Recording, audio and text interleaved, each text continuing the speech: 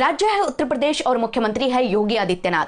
योगी की छवि भले ही दबंग सीएम की हो, लेकिन उत्तर प्रदेश में हो रहे क्राइम को उनकी पुलिस तो बिल्कुल नहीं रोक पा रही। तभी तो अपराधियों की हिम्मत इतनी बढ़ जाती है कि एक के बाद एक कई लोगों ने एक लड़की के साथ बलात्कार किया और वो अपने साथ हुए जुल्म के बारे में किसी को कुछ बता ना सके, इसके लिए उसकी जीभ काट दी गई। वो अपने घर तक चलकर जा ना सके, इसके लिए उसकी रीढ़ की हड्डी तोड़ दी गई और आज वो ही लड़की अपनी जिंदगी की जंग हार गई। नमस्कार दोस्तों, मैं हूं अंशिका सारडा और इस पूरे मामले के बारे में जानना आपके लिए बेहद जरूरी है, इसलिए मेरी गुजारिश है कि आप इस वीडियो को अंत तक देखें। सबसे पहले आपको बता देते हैं कि ये पूरा मामला आखिर है क्या। दरअसल यूपी में एक जिला है जिसका नाम है हाथरस। वहां के थाना चांदपा इलाके के गांव में 14 सितंबर को 19 साल की एक दलित युवती के साथ रेप किया गया। रेप करने वाले गांव के ही 4 दबंग लड़के थे। दरअसल युवती अपनी मां के साथ खेत में घास काटने गई थी। वो घास काट ही रही थी कि उसे दुपट्टे से पकड़कर घसीटा गया और उसे खेतों में ले जाया गया। उन लड़कों ने उसके साथ बलात्कार किया। इसके बाद उसकी जीभ काट दी और उसके रीढ़ की और गर्दन की हड्डी तक तोड़ दी, ताकि ना तो वो अपने घर वापस जा सके और ना ही किसी को कुछ बता सके। घसीटे जाने के कारण उसके शरीर की हड्डियों में फ्रैक्चर हो गया। युवती की हालत बहुत बुरी थी, वो बेहद जख्मी हालत में थी और उसके परिवार वालों ने जब उसे देखा तो उसे लेकर वो हॉस्पिटल भागे और उन्होंने पुलिस में इस मामले की सूचना दी। और अब बारी थी यूपी पुलिस की। जी हाँ, मित्र पुलिस।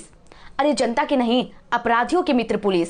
अपराधियों की इस मित्र पुलिस ने रेप की धाराओं में केस तक दर्ज नहीं किया, बल्कि इतने गंभीर अपराध को उन्होंने छेड़छाड़ माना और छेड़छाड़ की धारा 307 के तहत मामला दर्ज किया। पुलिस ठुलमुल रवैये से जांच करती रही और इधर पीड़िता जेएन हॉस्पिटल में जिंदगी और मौत की जंग लड़ती रही। इस पूरी घटना के 9 दिन बाद जाकर उसे होश आया।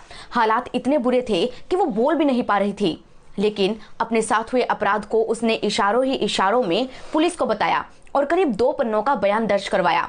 मामला सुर्खियों में आया तो प्रियंका गांधी से लेकर मायावती तक ने सरकार और पुलिस पर जमकर निशाना साधा। सरकार की किरकिरी हुई तो पुलिस हरकत में आई और चारों आरोपियों को अरेस्ट किया गया। इधर युवती की हालत बिगड़ती गई और उसे दिल्ली के अस्पताल में भर्ती करवाया गया, जहां जिंदगी और मौत के बीच वो 29 सितंबर तक जंग लड़ती रही।